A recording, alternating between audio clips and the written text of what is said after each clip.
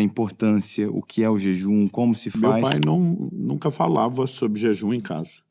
Aos 15 anos de idade, batizado no Espírito Santo, eu comecei a descobrir sobre jejum com outros e fazendo do jeito que sabia, ou melhor dizendo, que não sabia, né? Meu primeiro jejum, eu pulei só o almoço, ainda junto com alguns amigos, enchemos o bucho de refrigerante com medo de desmaiar sem comida, por não ter noção nenhuma das coisas.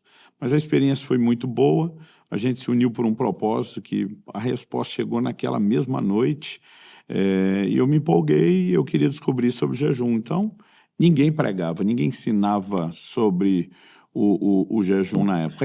Mas pergunta para um, pergunta para outro, descobri que tinha gente que pulava o café da manhã e o almoço, tinha gente que pulava o café da manhã, o almoço e a janta, as 3 refeições, durando 24 horas, e eu sempre perguntava, não desmaia não? Não. Não passa mal? Então, né? A resposta do passa mal era sempre evasiva. Mas eu fui fazendo um dia, daqui a pouco descobri quem jejuava 2, subi para 2, para 3. Eu sei que aos 18 anos de idade eu já fazia jejuns quase todo mês de até 7 dias na água. Variava de 3 a 7 dias. Fale das experiências, encoraje as pessoas, porque a maioria, como eu, lá atrás, tinha medo de jejuar. Até porque, assim, jejuar nunca foi uma experiência boa na perspectiva física. A gente falava que o resultado depois era bom.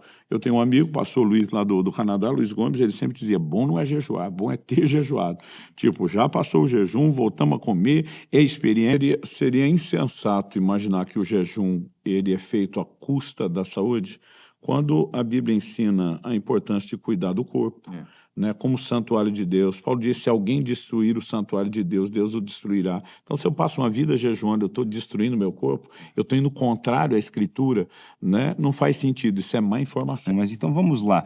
Para quem talvez ouviu pouco sobre o jejum, o que é o jejum? Essa é uma prática bíblica que ela é opcional, é algo mandatório? A expectativa de Jesus era que a gente fizesse isso de vez em quando, fizesse decidir, ou era algo que ele sabia que a gente devia fazer sempre, falou que a gente devia fazer sempre? Qual que é a perspectiva bíblica sobre a natureza do jejum? Bom, em primeiro lugar, o jejum só era compulsório no formato de um mandamento no Antigo Testamento, que era o dia da expiação, né? Levítico 16 fala sobre isso. Deus diz que quem não afligir sua alma, que é um sinônimo de jejum, esse dia da expiação vai ser chamado depois no livro de Jeremias em Atos de o dia do jejum. Então nós sabemos por vários motivos que o afligir a alma era o jejum. Mas no Novo Testamento a gente não tem um imperativo sobre o jejum, né, no estilo jejuai, aquela ordem clara.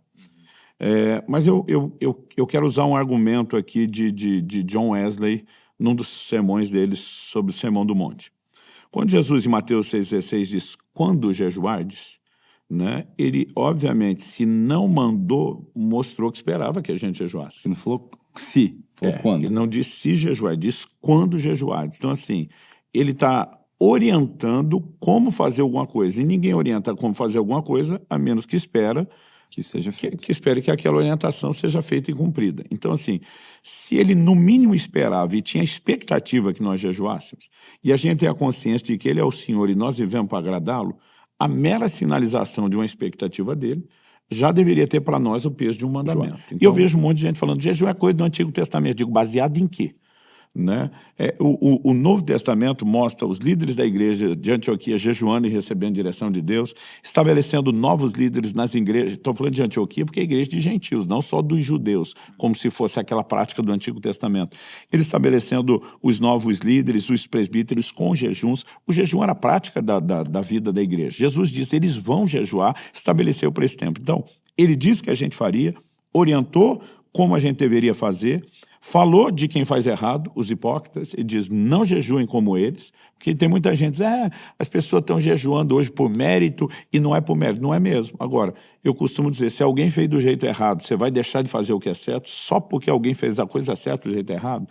Agora, o que Jesus não estabeleceu, vamos lá, ele não definiu a periodicidade, de quanto em quanto tempo. Ele não definiu a duração. Jejum na Bíblia tem várias durações, tem jejuns duram uma parte do dia, um dia inteiro e vários dias. Esses de vários dias, os períodos bíblicos são 3 dias, 7, 14, 21 e 40. Não quer dizer que só pode esse. São os exemplos que nós temos.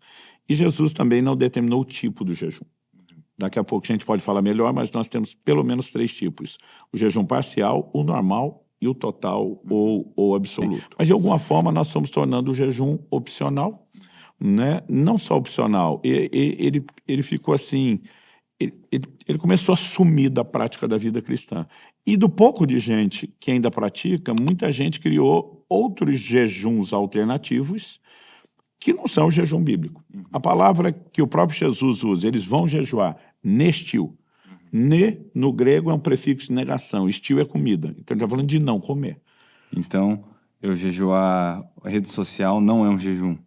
Agora, antes de dizer que não é o jejum, a Bíblia fala de outros tipos de abstinências que não são alimentares.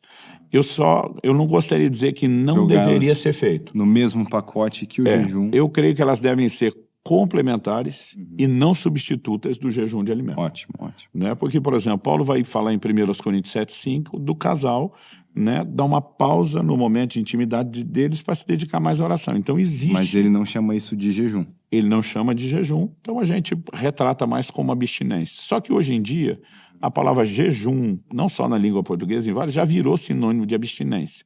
Então, às vezes a gente está lá, bom, nós estamos tentando definir se a palavra significa, se a teologia.